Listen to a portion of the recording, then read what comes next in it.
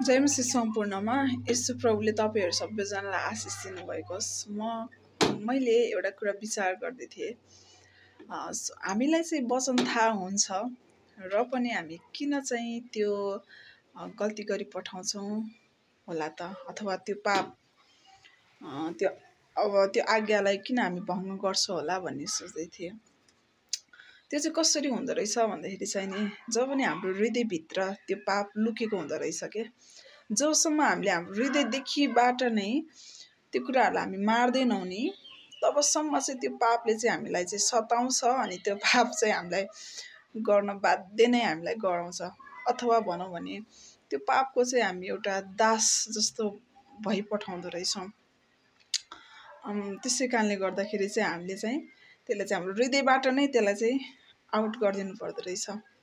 अनि अर्को कुरा चाहिँ के भन्दाखेरि चाहिँ नि, अर्को कुरा चाहिँ पाप चाहिँ के रहेछ भन्दाखेरि चाहिँ पाप चाहिँ व्यवस्था भङ्ग हो भनेर बाइबलमा लेखेको छ। पहिलो यूहन्ना 3:4 पाप गर्नेले चाहिँ व्यवस्था भङ्ग गर्छ भनेर लेखिएको छ। अनि व्यवस्था त हामीले मान्नु पर्छ, किन भन्दाखेरि प्रभुले रोमी 4:7-14 भन्नुभयो, व्यवस्था चाहिँ आत्मिक हो भनिकन। त्यो आत्मिक व्यवस्थालाई चाहिँ हामीले पुरा गर्नुपर्छ। किनभने मत्तीको पुस्तकमा त्यहाँ लेखेको छ कि जबसम्म स्वर्ग छ, जबसम्म पृथ्वी छ नि, तबसम्म चाहिँ हामीले व्यवस्था पालन गर्नुपर्छ भनेर लेखेको छ। तर कुन व्यवस्था भन्दाखेरि चाहिँ नि, त्यो मृत्यु र पापको व्यवस्था चाहिँ होइन कि, तर आत्मिक व्यवस्था जुन चाहिँ प्रभुले हामीलाई दिनुभयो त्यो व्यवस्था चाहिँ हामीले मान्नुपर्छ भनेको छ।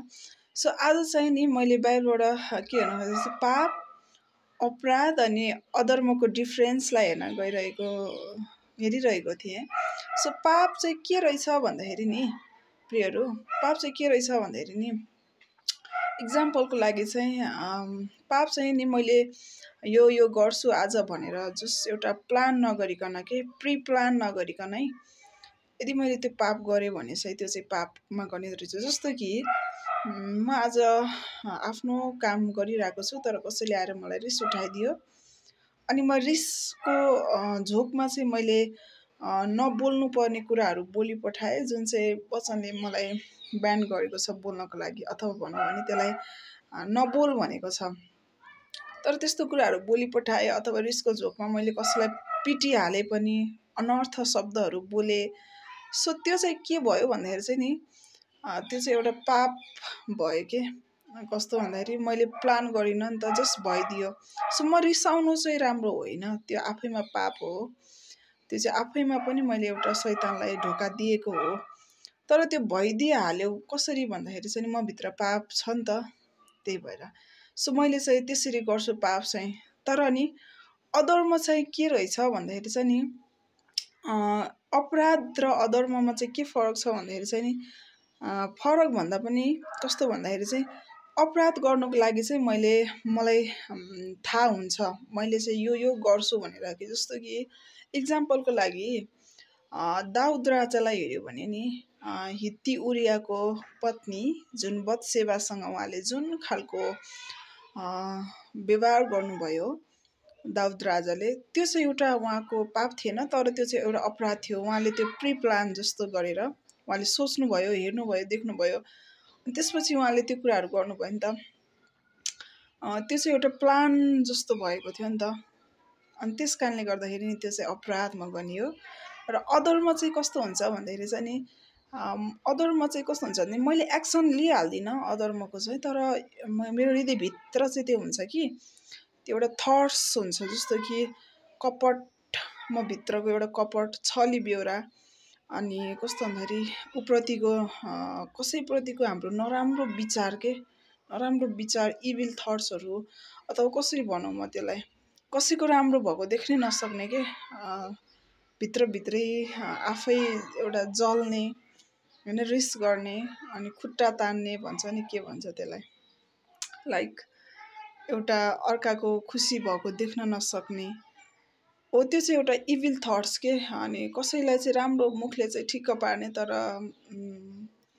भित्री इन्टेन्सन चाहिँ उप्रति नभएको, त्यो प्रेम नभएको, त्यसलाई चाहिँ के भन्छ भन्दाखेरि चाहिँ नि अधर्म भन्छ। सो पापको चाहिँ आफ्नो पापको चाहिँ म आफैले क्षमा माग्नुपर्ने हुन्छ। कसैको पापको चाहिँ मैले क्षमा माग्नु सक्दिनँ, किन भन्दाखेरि चाहिँ पाप चाहिँ पर्सनल हुन्छ नि त।